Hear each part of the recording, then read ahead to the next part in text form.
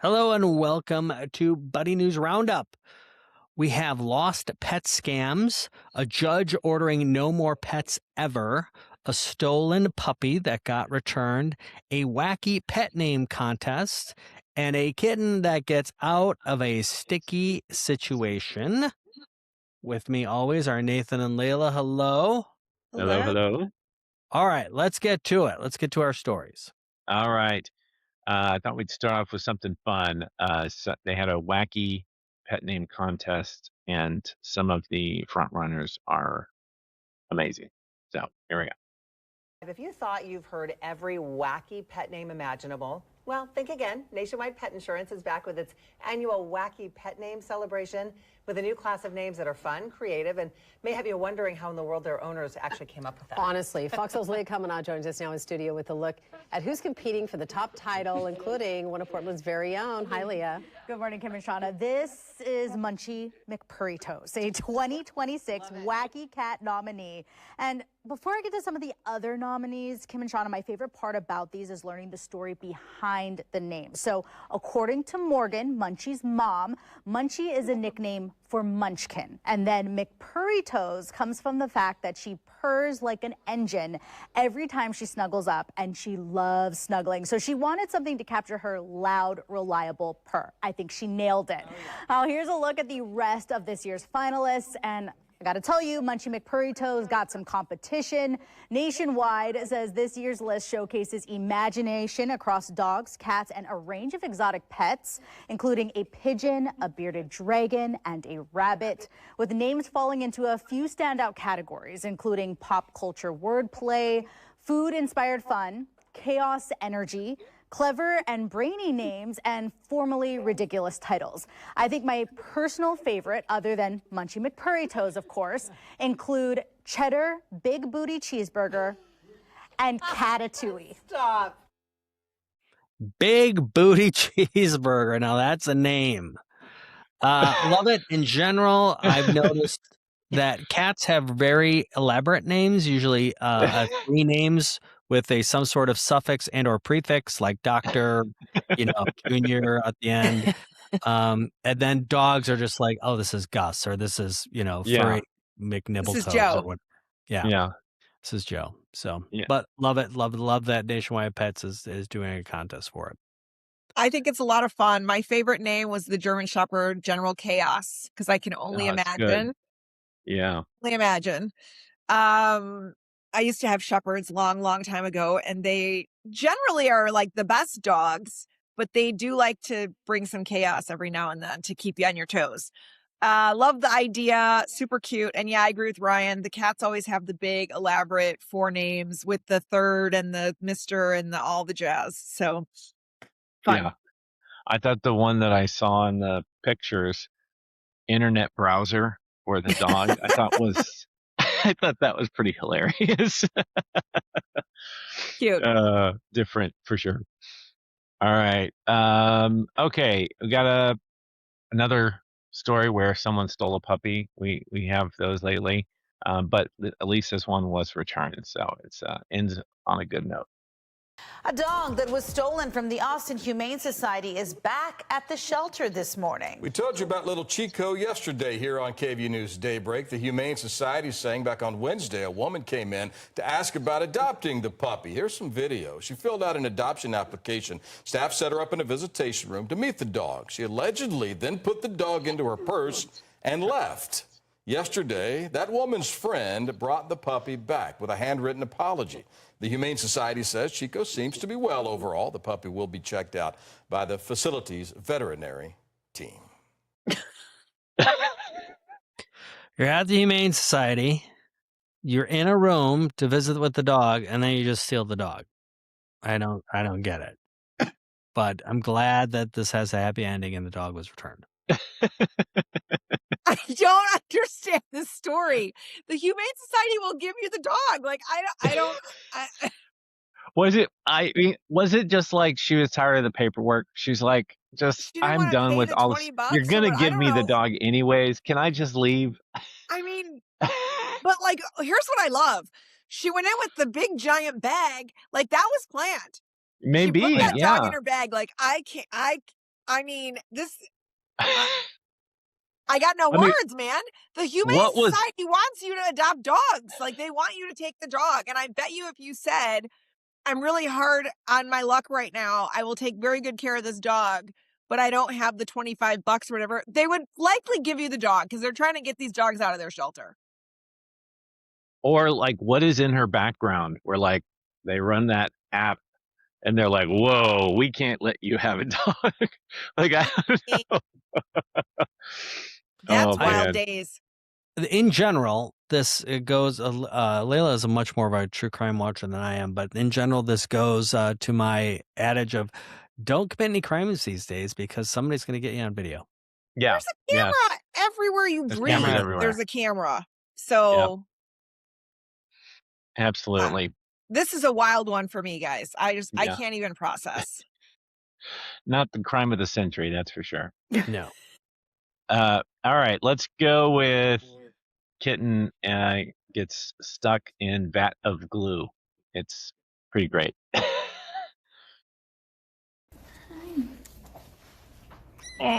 This 6-week-old kitty looks a lot different than he did earlier this month. He looks fantastic. Yeah, doesn't he look good? He looks great.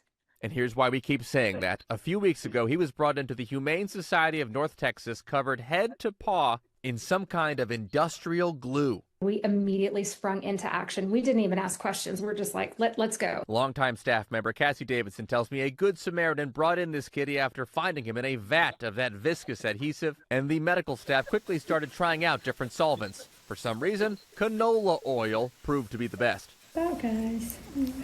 So while slowly feeding him, Cassie says 4 staff members spent 7 hours massaging him with oil and then wrapping him in gauze to let the oil soak into his fur. In those 7 hours, they went through 2 gallons of canola oil. It was very, very labor intensive, but we were committed. And then he started to perk up. As more and more glue was removed, he kind of just found his spark again. Slowly but surely, the team was able to remove most of the glue and get a sense of the rambunctious personality of this kitten, now named Elmer. He has just a little bit of glue left, like on his paw. And now, a few weeks later, Elmer is still getting regular oil baths to remove some leftover spots, although some they're going to just let grow out to protect his skin. Either way, Cassie says he's still going to demand a lot of attention. He still has some abrasions. Anytime you have hardened, oh yeah, I see he just wants love. I know. And guys, if you were wondering, Cassie says Elmer needs to gain a little more weight and get a little older before he can be adopted out. But when the time comes, she expects that to be the easy part. Elmer.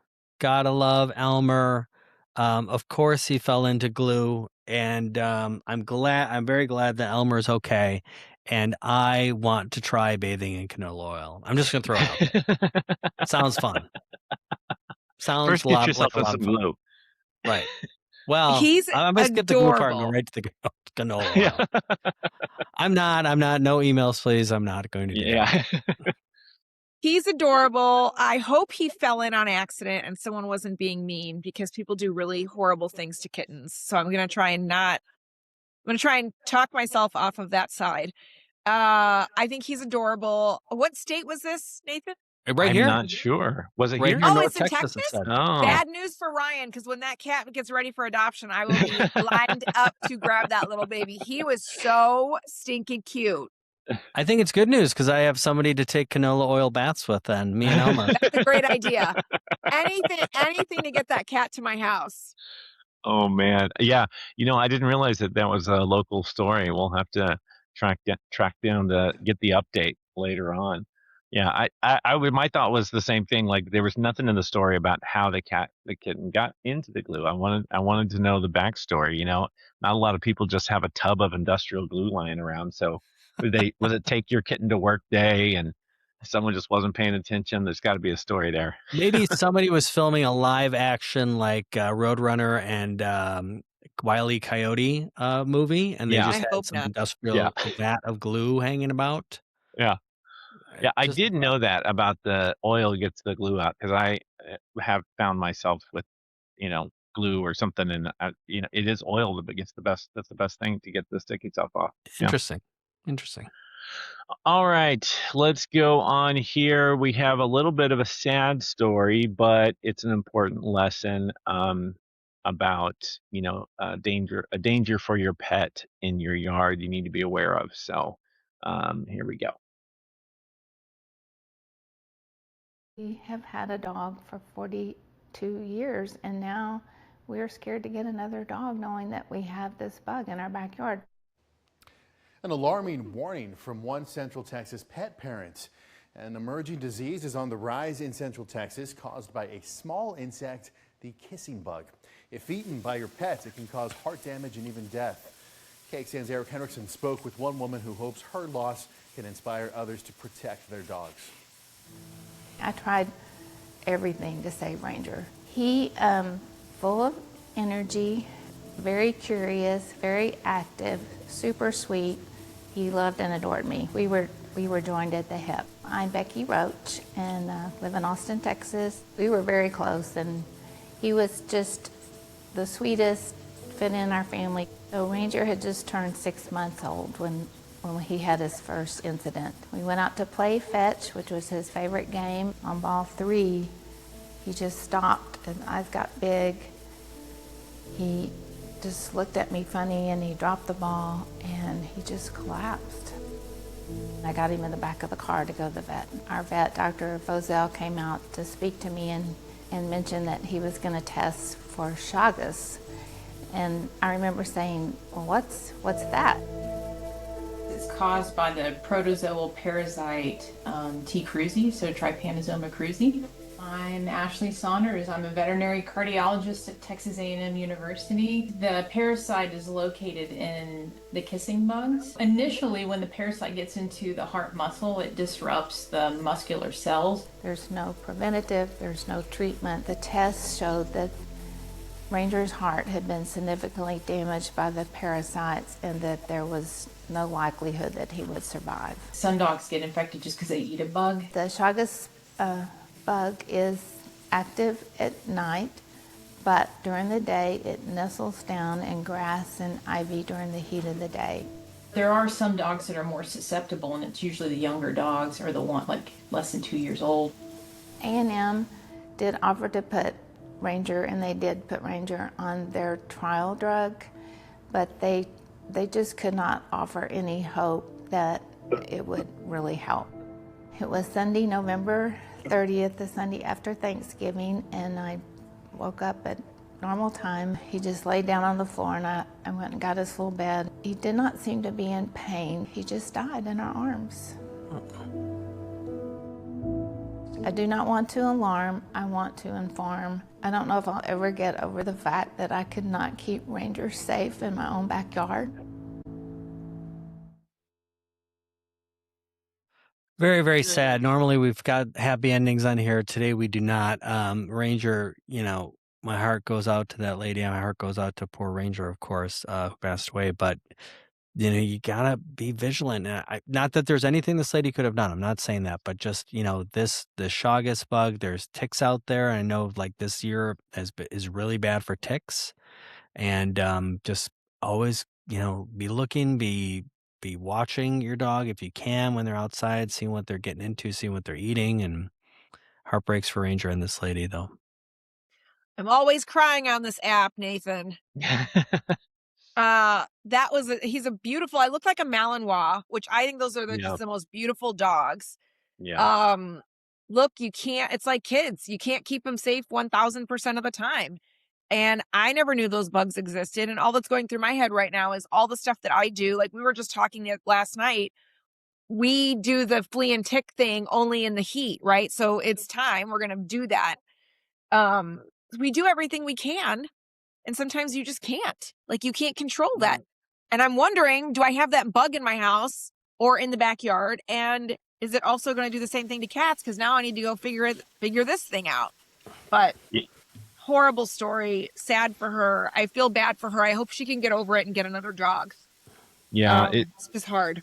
Yeah, it's a tough story, but I think it's an important lesson, right? Like, because you need to know that they're more susceptible to younger dogs, and I don't know if there's anything you can do to treat your lawn to kill those bugs or not, but that's something that I would definitely, if I had a puppy, I would definitely, check, hey, Yeah. let's see if we can, spray the yard to get rid of those or not, Yep. because, yeah, you just don't know, but it's an important lesson, stay informed for sure. All right, let's try and get something a little more upbeat now that we had a bummer of a story. Yes. Okay. This is good. This is good. We learned that there is a judge who ordered this person that can't have any more pets. So judges are protecting animals. So that's a good story.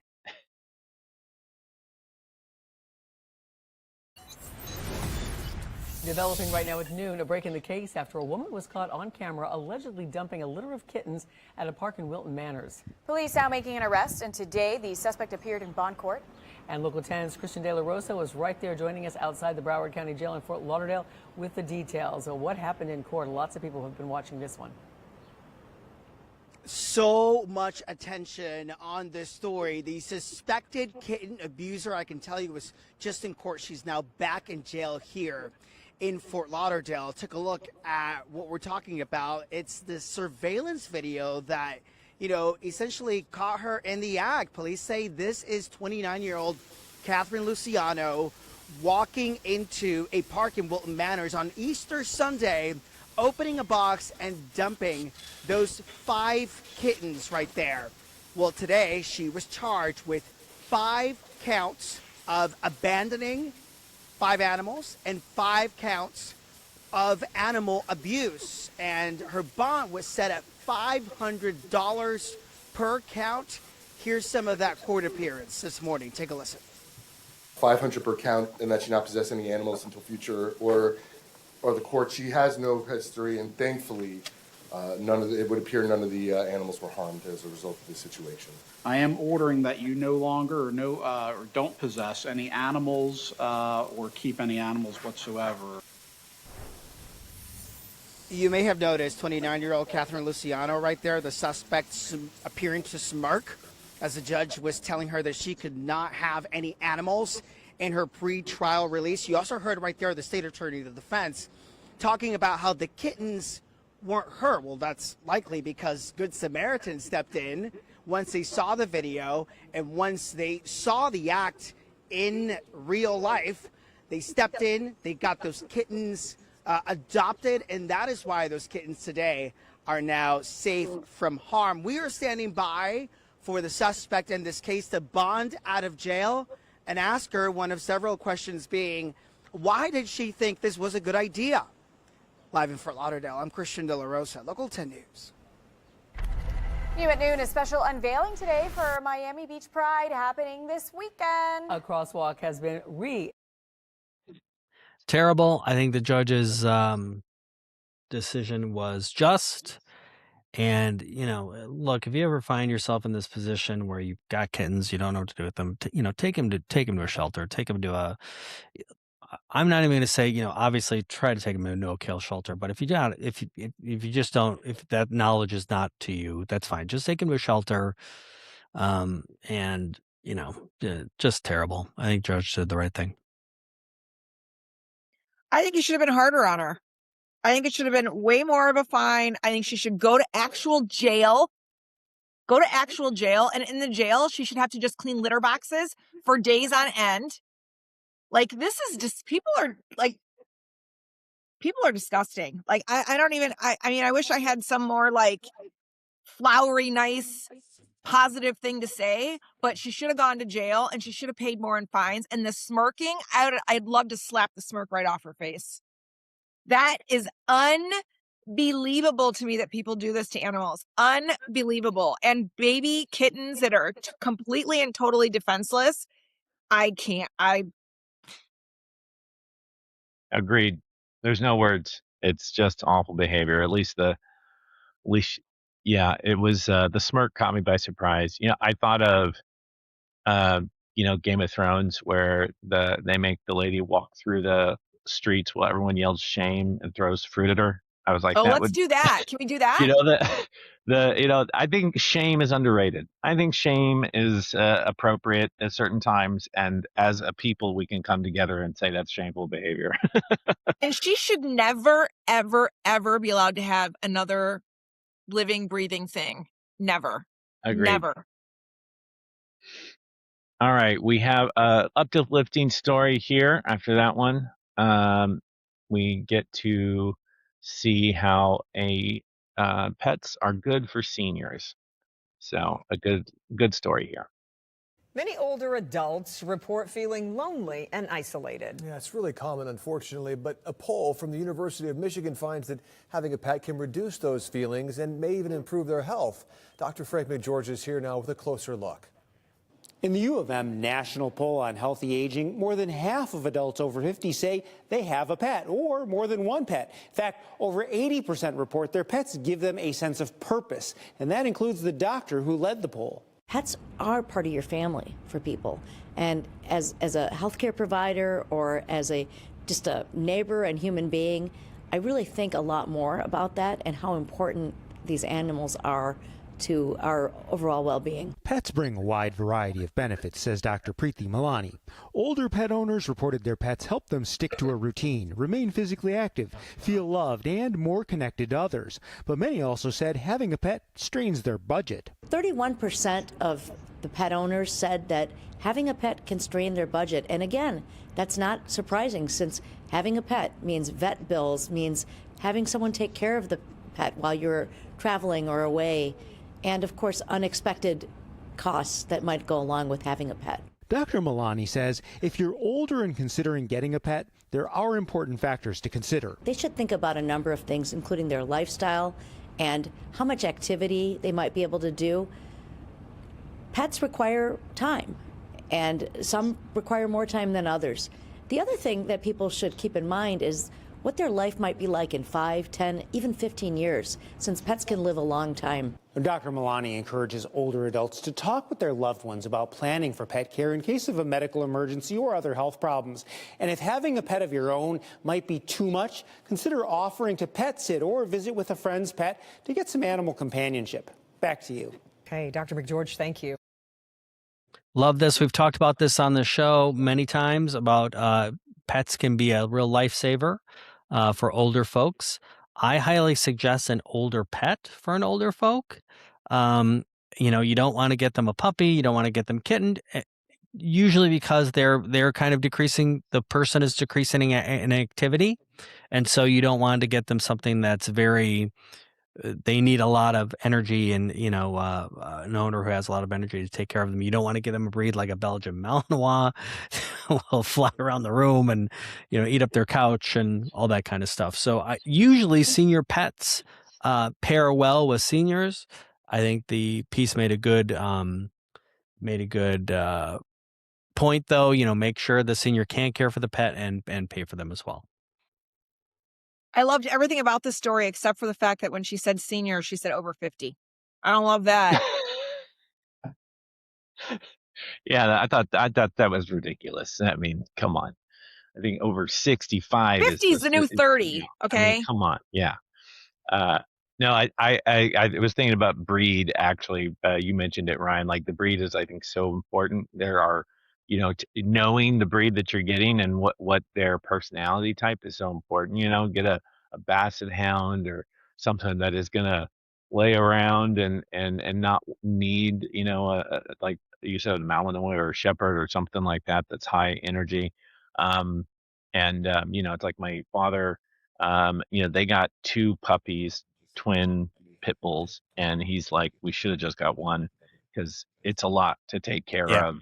2 pit bulls who get each other amped up, and so sometimes, it's like a little too much, better maybe should have just got one. So, yeah.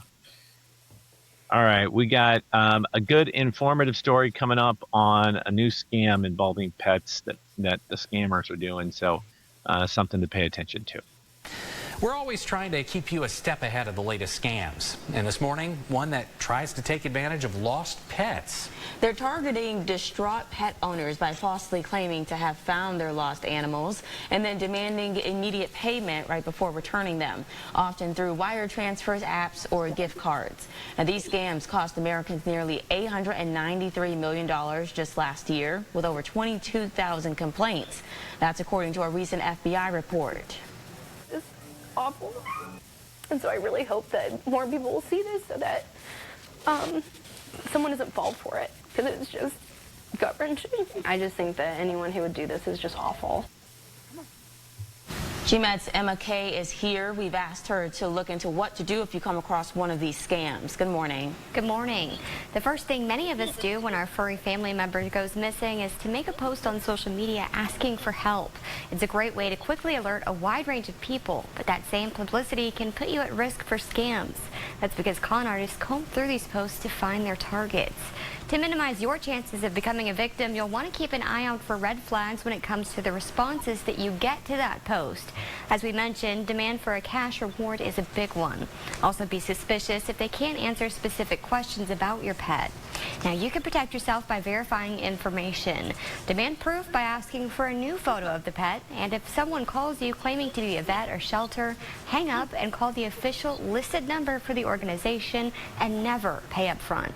In some cases, the scammer will ask for payment for their safe return or threaten to sell your pet if you don't pay. If you think someone does have your pet, make arrangements to meet in a safe public space. If this happens to you, it's important that you call the police as soon as possible and file a report. Back to you. All right, thank you, Emma. You can also report attempted pet scams to the BBB by going to the website on your screen. The FBI takes online reports at its Internet Crime Complaint Center, and you can call the Federal Trade Commission at the number on your screen. Yeah, if anybody's saying, hey, to get your pet back that I have, you owe me $250, $500, $1,000, they probably don't have your pet. Once again, I think this goes out to elderly people more. And I'm not casting aspersions, they tend to fall for these scams more so than us jaded younger folks. But just be advised, I've never come across a story ever on this in real life where somebody's found a pet and demanded some sort of payment for it. They just don't. It's like, hey, I'm glad I found your dog. Here it is. People are wild up in here. People are wild. Okay, so like these scammers, they're getting very good. And this just happened to me a couple of weeks ago where I got a text that was like, this is Wells Fargo and you're charging XYZ thousands of dollars. If this is you, type yes. If it's no. And you sometimes get those from your bank. So I typed the N, no. And my phone immediately rang, said Wells Fargo on it, the whole thing. I wouldn't log into my app and they started cursing at me, which was my giveaway that it was actually a scam, because I just said, hey, I'm just going to drive to Wells Fargo and talk to the bank. And they were like, no, just open your app. It'll be fine. And they start trying to amp you up and get you more scared. These are all these same scammers, and they're getting really good. It's easy to be taken advantage of when you're looking at it and it says Wells Fargo or whatever on your phone.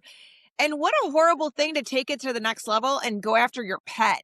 Like people are so, I've lost pets before, and you're desperate to get them back, So I just think that's horrible, but people need to be vigilant. And Ryan's right. If someone's asking you for money, if I find someone's dog or cat, the last thing I'm going to be thinking about is how much money can these people pay me to give it back?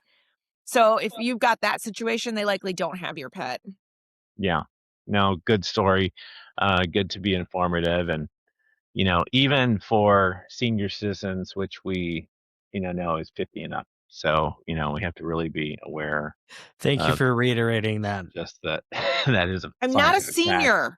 It's in the news story. So can't argue with the news, Ryan.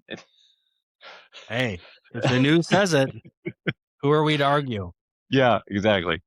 All right. Well, that's the stories for the show. All right. Well, I'm just going to say we had some depressing ones this time, Nathan. Maybe spread those out. A little bit of a bummer. Yeah, we had a few bummers. Yeah, but, if nothing else, Leila losing her mind will go viral. So this is correct. This is true. That's our goal here. That's really my goal whenever I pick the stories. Will this make Leila go crazy? And I think I did a good job today. I think I really did a did. great Yeah. With our Get me senior another friend. video of some woman dumping cats into a dumpster and let's see what happens. Yeah. All right. Thank you, everyone. And we'll be back real soon with more Buddi News for you. Thank you. Bye, guys.